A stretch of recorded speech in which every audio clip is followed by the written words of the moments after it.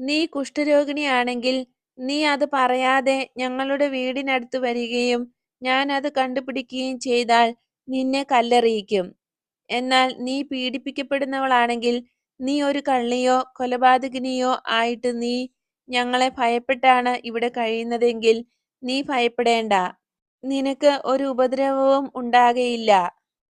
എന്നാൽ അവിടുന്ന് ഇറങ്ങി വരൂ. നീ വെള്ളത്തിലാണ് കിടക്കുന്നതെന്ന് കാണുന്നില്ലേ? നിനക്ക് വിശക്കുന്നുണ്ടോ?